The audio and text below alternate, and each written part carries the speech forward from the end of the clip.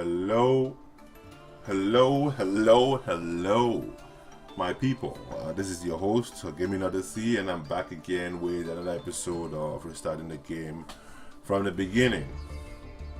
The reason why I'm coming to you guys today is very simple, and it's just for only one reason: to help you guys understand. I don't know what I touched on it in the previous episodes, but I just came to this recent realization that the way Master Duel is structured, it makes it very hard for one to move from one archetype to the other archetype.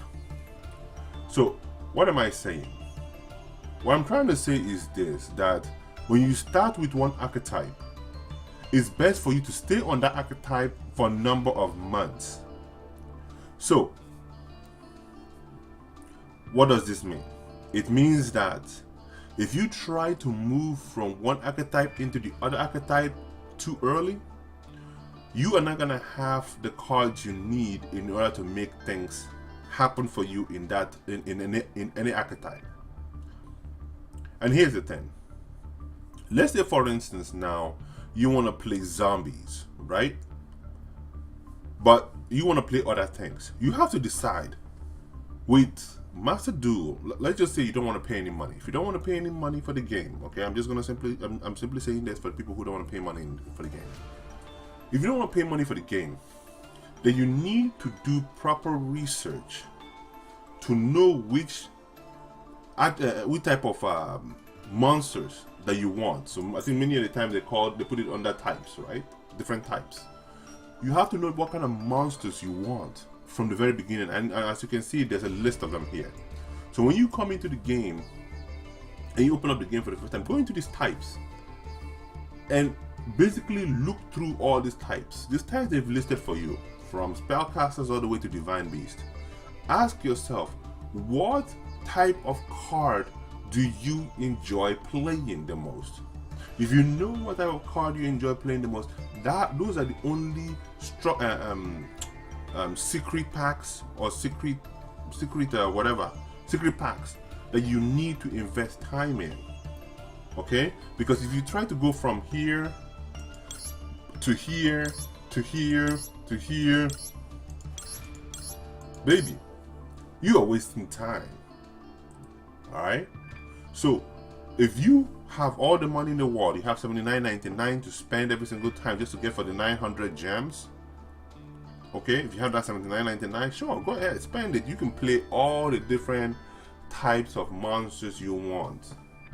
But if you don't want to spend one time in this game because you have spent so much money, you spent over $8,000 trying to collect cards, then you have to invest only in one type and one type only until you've gotten all the cards you need for that one type. And if you're trying to get into that one type, you have to have at least saved 4,000 to 5,000 gems to invest in that one pack once you open up that pack. 5,000 gems is good to get at least more than half of all the cards in the deck in that secret pack. Okay, so what am I speaking on? Hang on, let me just save this. I'm trying to make a new deck for myself here. So what am I talking about? So this is another profile that I play under. I'm talking about these secret packs. Okay, when you open up a secret pack, when you get a new secret pack, you have to focus only on that pack. Put at least 5,000 gems into that pack to at least get more than half of it. And you want to make sure that when you open up that pack, you have gotten every card you need from that pack before you move on. That means you have gotten 3 or 2 at least of some super rares and some ultra rares. That's what I'm talking about. Once you do that, you can move on to the next pack that you want to get. Now, I believe there are 3 packs that mainly focus on zombies. Okay?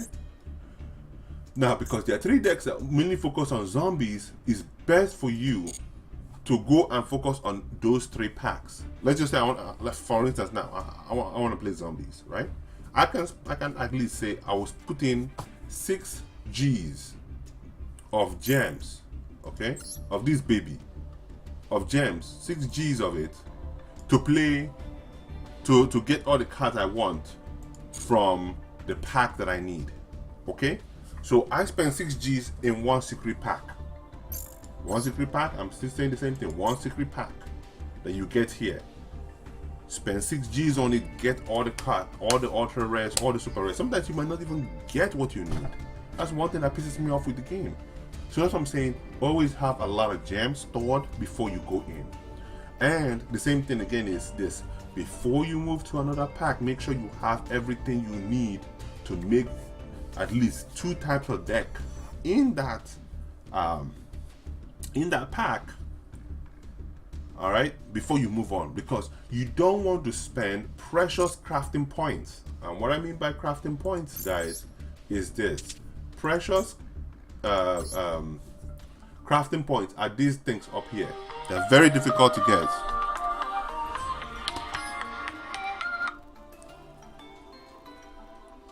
So the main thing is,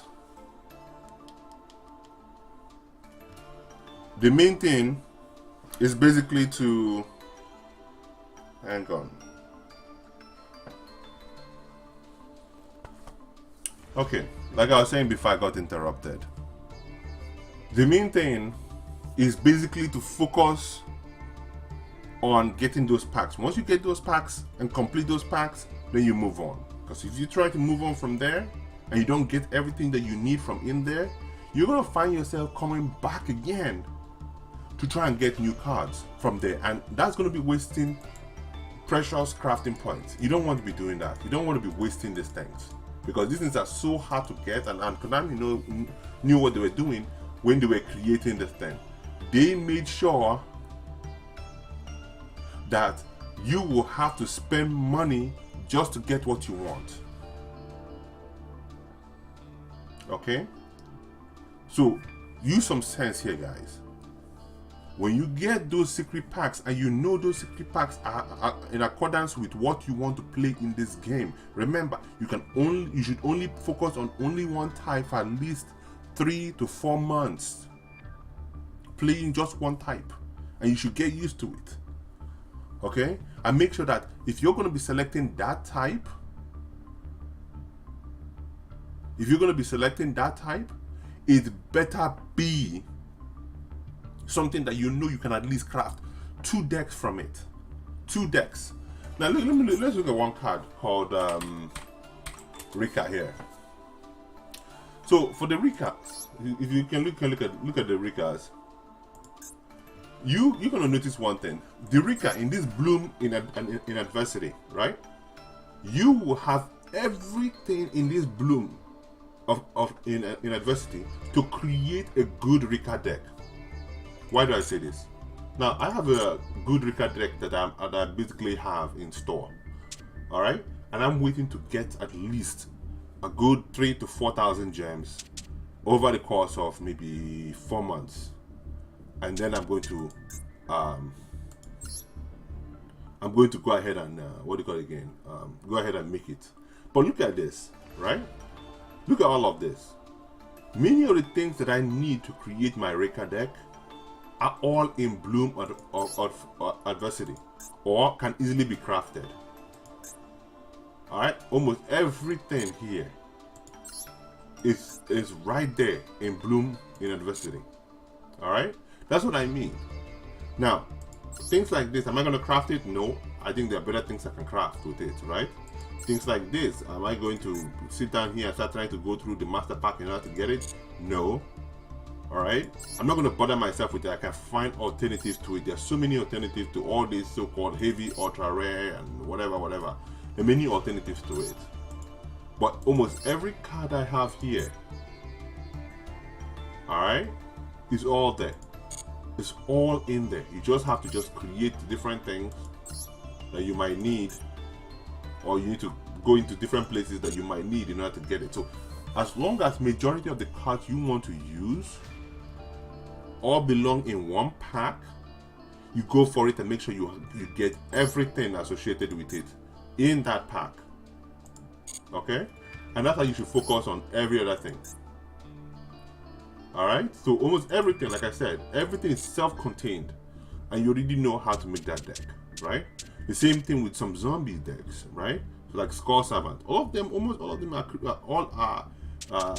inside one pack where you can make all of them, right? Are they strong? I don't know yet, but I think to some degree they may be strong, right? So that's the main thing I just wanted to do here today with you guys. Just speak on, making sure that you guys have a clear understanding on not moving too fast with master duels, because although we live in an age of ADHD, a lot of people will basically make a mistake in this game by moving from one type to the other, and not really taking time to spend a good amount of gems in one particular area in order to get the ultra rares and the super rares they need in that particular pack. So don't jump from pack to pack like I did. Don't make that mistake. Basically focus only on one type. If you want to play machines, just stick to machines for at least a good number of 6 months or so.